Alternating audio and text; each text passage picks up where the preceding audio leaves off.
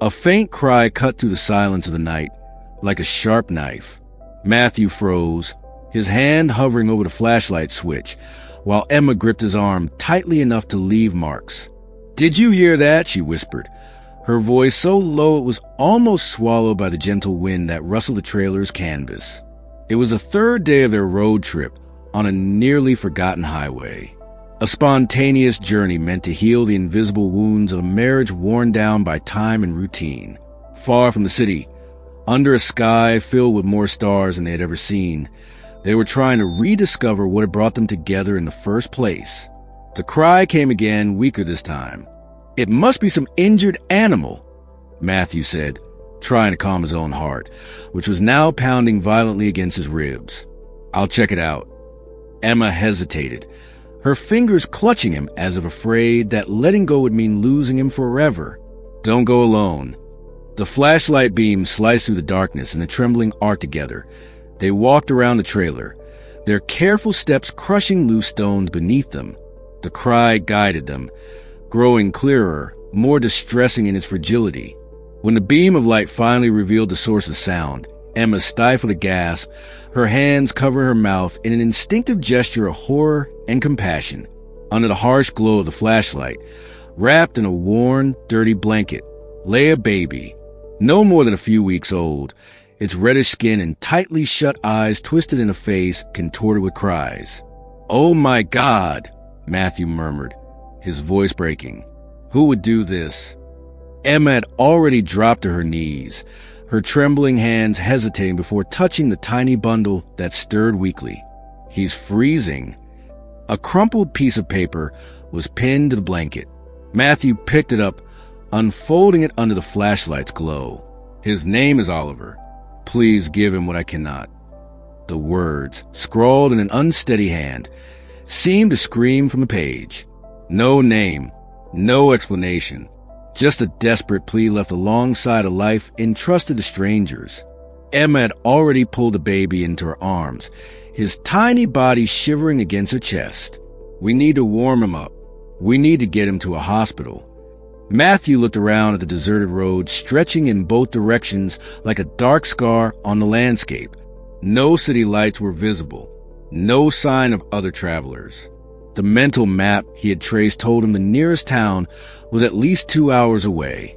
"We have no cell signal here," he said, the weight of the situation pressing down on his shoulders.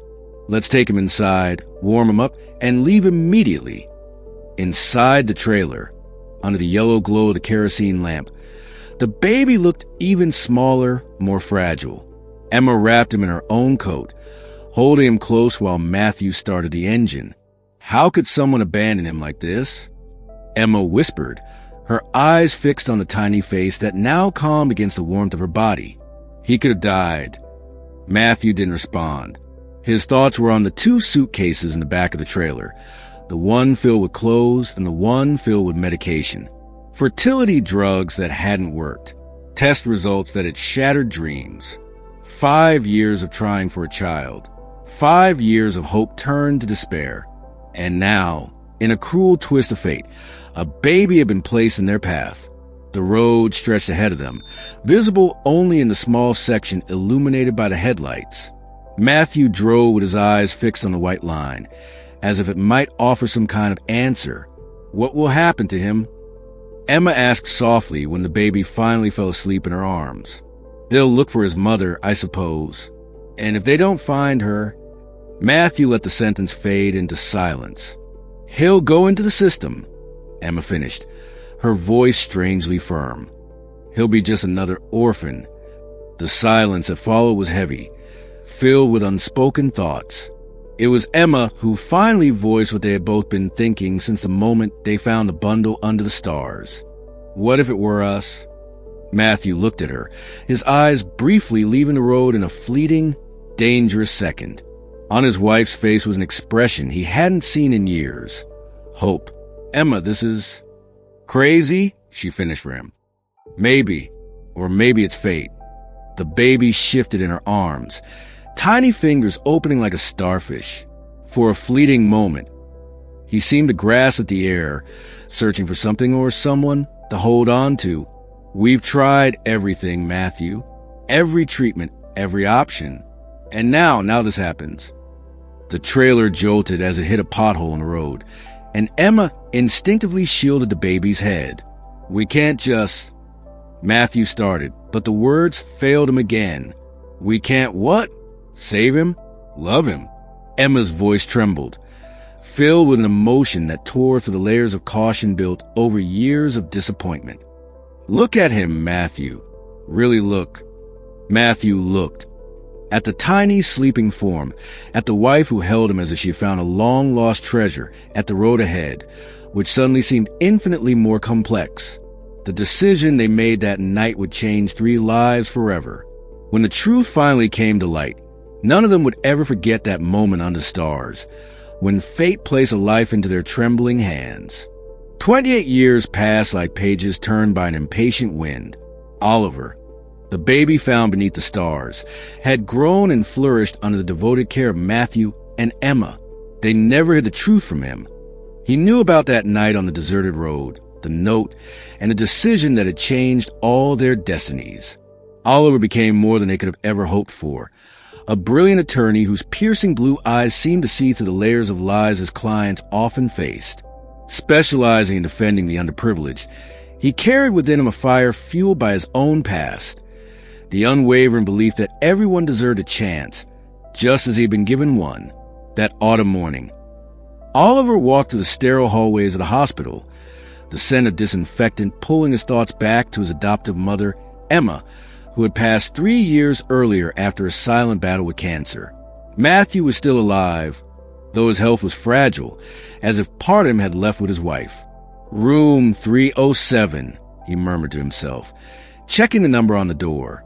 Ruth, his faithful cleaning lady of many years, lay in a hospital bed, her face marked by minor cuts, a result of a car accident that, fortunately, hadn't been fatal. In her 50s, Ruth had always maintained a certain distance, professional yet warm. There was something in her eyes, as if she carried untold stories, but Oliver had never felt it was his place to ask. Mr. Oliver, she smiled faintly upon seeing him enter. You didn't have to trouble yourself. It's no trouble at all, Ruth, he replied, placing the flowers he had brought on the bedside table. How are you feeling? Surprisingly well for someone who danced with a lamppost, she joked, but her smile was quickly replaced by a wince of pain. Do you need more painkillers? I can call the nurse, Oliver offered, concerned. No, they've already filled me with meds. The doctor said I'll need a blood transfusion. Ruth waved a dismissive hand, as if brushing off the importance of her condition. Apparently, I lost more blood than they expected. Oliver frowned, his analytical mind processing information almost automatically. What's your blood type? He asked, not really knowing why it seemed important. O negative, Ruth answered. A bit rare, makes transfusions complicated. A shiver ran down Oliver's spine. O negative, the same as his. A detail that had always puzzled Matthew and Emma, as neither of them shared that rarity with him. That's my type too, he commented, trying to keep his voice casual. Something shifted in Ruth's expression. It was subtle, a tremor in her lips, a different glint in her brown eyes, which, under the hospital's fluorescent lights, looked strangely familiar. What a coincidence, she said, her voice barely above a whisper. Oliver felt the weight of something unspoken hanging in the air between them. And then he really noticed, Ruth's hands. Small hands, with long fingers that spread like a starfish, just like his. Ruth, do you have family? The question escaped before he could stop it. The silence that followed was thick, laden with hidden meanings. Ruth turned her gaze toward the window, where autumn painted the trees in red and gold, colors of change. I did once, she finally replied, her voice heavy with old, deep pain. There were 8 of us. 8, Oliver repeated, his heart speeding up without knowing exactly why. Yes, Ruth added, so softly that Oliver almost didn't hear. But the youngest, he got lost along the way. Something in her tone, in the way her fingers gripped the hospital sheet, made Oliver feel as if the ground beneath his feet had disappeared. An invisible connection, an unspoken truth, lingered between them like a ghost. "I have to go," he said abruptly, standing up. The need for air, for space to process the thoughts now racing wildly in his mind, was overwhelming. "I'll be back tomorrow. Get some rest, Ruth." As he left the hospital, Oliver didn't see the single tear that rolled down Ruth's weathered face, nor did he hear the whispered words that slipped from her lips. "My little brother, you've come back." That night, as the city quieted under a sky that seemed less star-filled than the one 28 years before, Oliver made a call to a private lab. The question he never thought he would ask now burned on his lips. Was it possible that the woman who had cleaned his apartment for years, whose silent presence had become as familiar as the beat of his own heart, was far more than just an employee? The manila envelope felt like it weighed a ton in Oliver's hands. 3 days after his hospital visit, the DNA test results had arrived, carrying within them a truth he both feared and longed to discover. In the stillness of his apartment, with the first rays of sunlight casting elongated shadows on the wooden floor, Oliver finally found the courage to tear open the seal. His eyes scanned the scientific terms until they landed on the undeniable conclusion: 99.9% compatibility. Ruth wasn't just his employee. She was his biological sister. The world around him seemed to blur. The walls of the apartment, which had always offered him comfort, now felt suffocating. Years of shared moments with Ruth took on a new dimension. The quiet care with which he arranged his books, the way she prepared his coffee just the way he liked it, the small gestures that now revealed an affection far beyond that of a professional relationship. "Why didn't you ever say anything?" he murmured into the empty apartment, his voice thick with emotion. The phone rang, pulling him from his thoughts. It was Matthew, his adoptive father. "Son, how are you?" The familiar voice, now frail with age, brought him a momentary sense of comfort. "Dad, I need to tell you something." Oliver took a deep breath, searching for words to describe a reality that still felt unreal.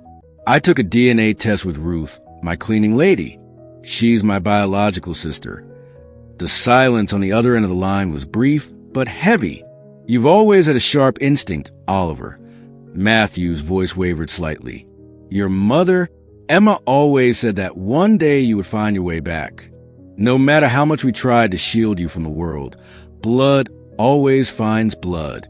Why did Ruth never come forward? Why work as my cleaning lady for all these years and never say anything?" Matthew sighed, a long, burdened sound, the kind only someone who carries many stories can make. Maybe she was protecting you. Or maybe protecting herself. Some truths are too difficult to say out loud. When Oliver hung up, his decision was already made. He dressed quickly and drove to the hospital, his mind brimming with questions demanding answers. Ruth was sitting up in bed, staring out the window, when he entered. Something in her posture, the way her shoulders tensed as if bracing for a blow, told Oliver she already knew why he was there. Without a word, he placed the envelope on the hospital bed. Ruth looked at the paper but didn't touch it, as if it might burn her fingers. "Why?" It was the only word Oliver could manage, his voice heavy with decades of absence and secrets. Ruth finally turned to him, silent tears carving paths down her weathered cheeks. "Because you deserve more than our family could offer. We're siblings." It wasn't a question but a statement that made his world tilt on a new axis. "Yes." Ruth took his hands that were so much like hers. "I'm the oldest of 8. You're the youngest, the one our mother left on that road." "Our mother abandoned me?" The truth cut like a fresh wound, even after all these years. Ruth shook her head, her eyes reflecting an ancient pain. "She saved you, Oliver. That night, we had no food to feed 8 starving mouths. Winter was coming, and the landlord was threatening to throw us out. Our father, he had left without looking back." Her voice cracked. Mom had to choose between watching us all die slowly or giving the youngest one a chance. The words fell like stones in the silence of the room. Oliver felt the weight of the impossible choice his biological mother had made, a sacrifice born not from a lack of love, but from an overwhelming abundance of it. Our other siblings, Oliver murmured, the words foreign on his tongue. Where are they? A sad smile touched Ruth's lips. Scattered, but alive. Lucy works in a department store downtown. James is a mechanic. Sarah moved south with her husband. Michael, David, Emily, and Thomas are in different states, building their lives as best they can. 7 siblings, Oliver repeated, the reality of an entire family existing parallel to his own life crashing down on him. All these years, while I was growing up with every opportunity, We survived, Ruth said simply. And you thrived. That was all our mother ever prayed for, every night. Looking up at the same stars under which she left you, Oliver felt something break inside him. Not from anger or resentment, but from a painful understanding of love in its most cruel and selfless form. When I applied for the job at your house, I didn't plan on staying, Ruth continued, her voice low. I just wanted to see what kind of man my baby brother had become. But then, I couldn't leave. Being near you, even if it was just by cleaning your home, became the only thing keeping me connected to the promise I made to our mother before she passed, that one day, somehow, our family would be together again. In that hospital room, under the cold light that exposed everything so clearly, Oliver felt his world simultaneously collapse and rebuild into something new and unfamiliar, a reality where the woman who had cared for his home for years was his sister, and an entire family he never knew existed was waiting to meet him. Our mother, Oliver hesitated, the question he feared the most finally finding its voice. Is she still alive? Ruth lowered her eyes to her hands. No, our mother passed away 5 years ago. Cancer, like your adoptive mother. The silence that followed was heavy, pressing against Oliver's chest like lead. He would never meet the woman who had brought him into this world, the one who had left him beneath the stars in an act of desperate love. The finality of that possibility hit him with a sharp, unexpected pain. Did she know about me? Did she know I was okay? His voice trembled. Ruth nodded, a single tear slipping down her cheek. I told her when I found you. It happened by accident, you know? I saw your face in a local newspaper. Young attorney defends underprivileged communities. It had your photo, your name. Oliver remembered that article, his first big case, back when his ideals were still untouched by the harsh realities of the system.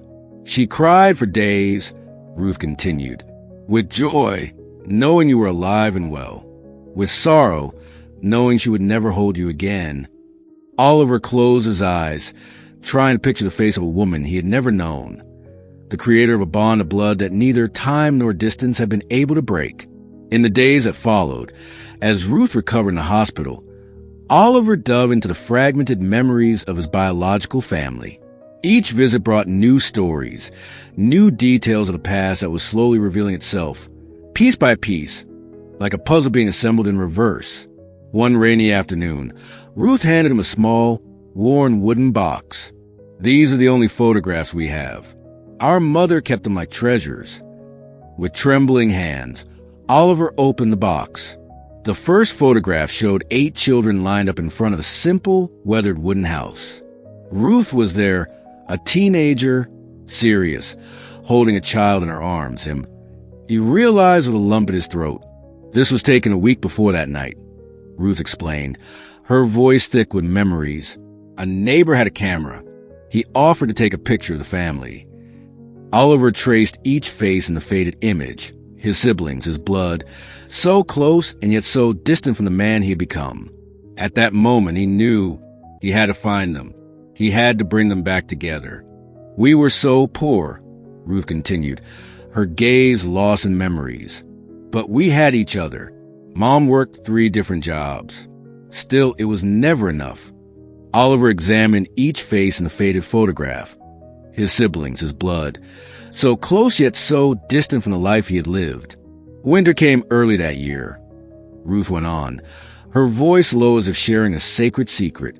The pantry was empty. The landlord wanted to throw us out.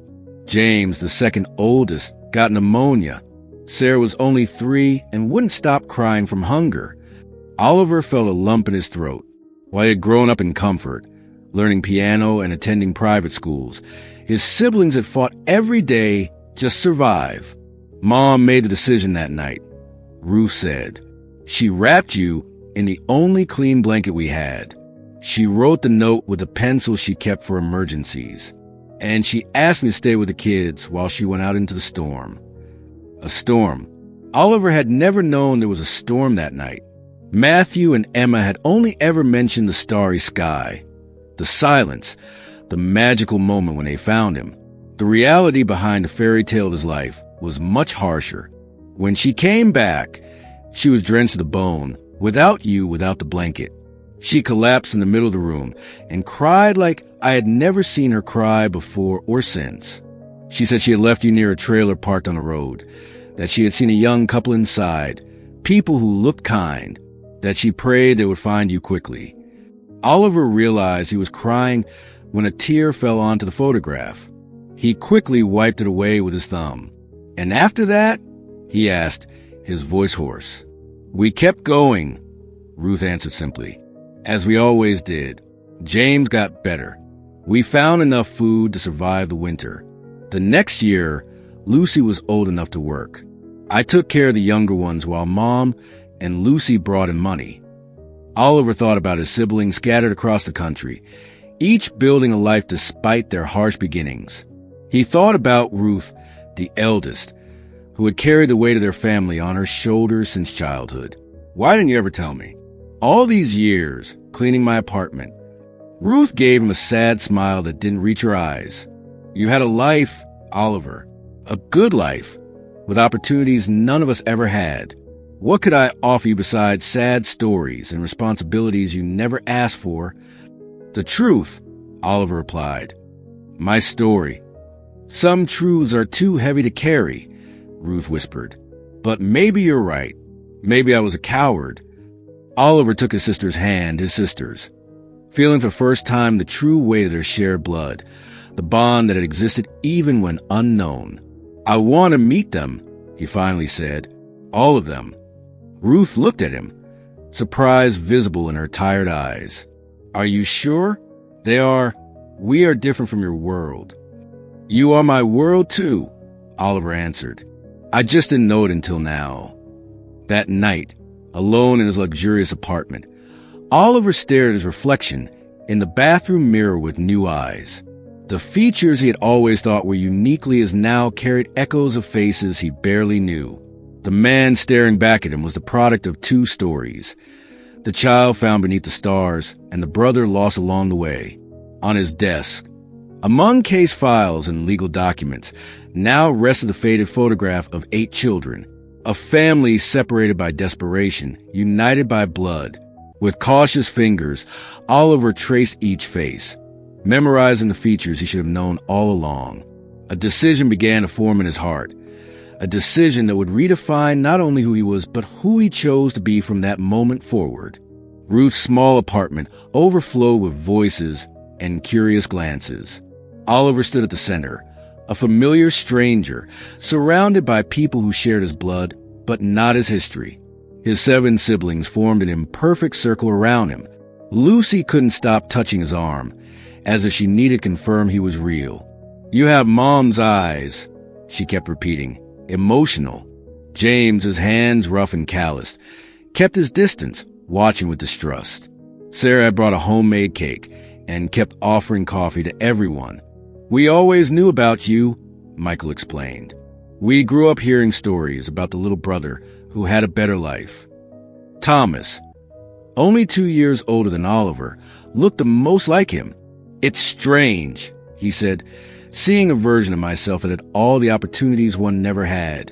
The comment landed heavily in the apartment. The uncomfortable truth they all felt but hesitated to speak aloud. Thomas, Ruth scolded.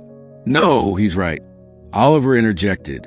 I come from a place of privilege you never knew. Not by merit, but by luck. Why are you looking for us now? James's question cut through the air. What do you hope to find here?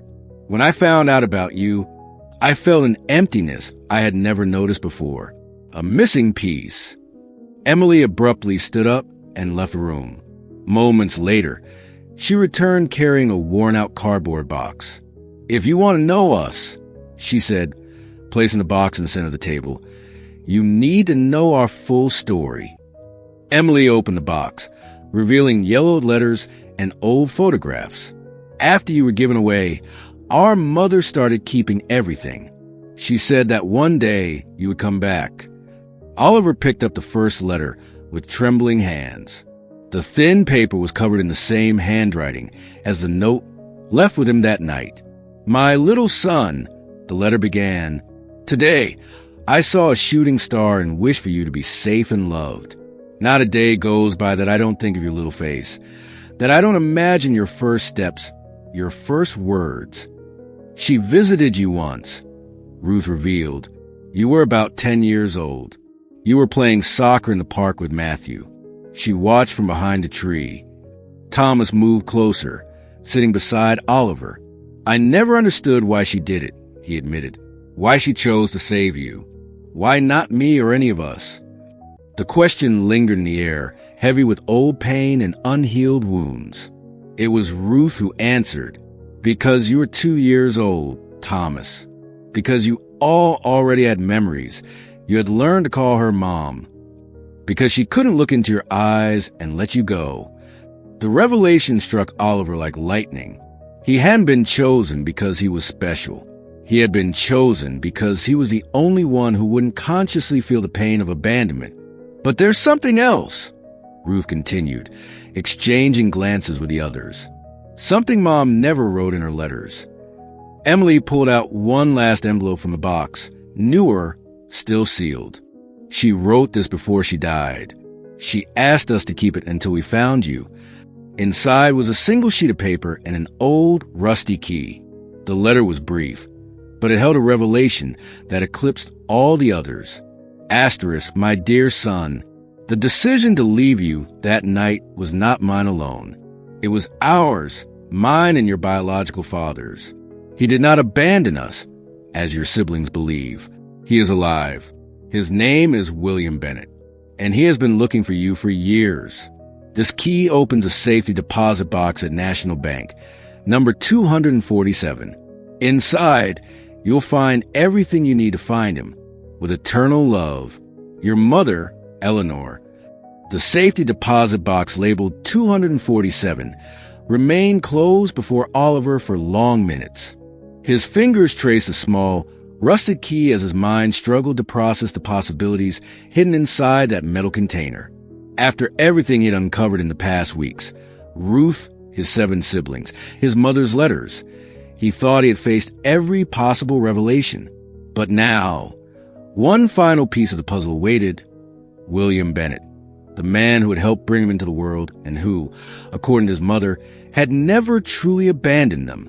With a determined movement, Oliver inserted the key into the lock. The mechanism turned with difficulty, resisting after years of disuse.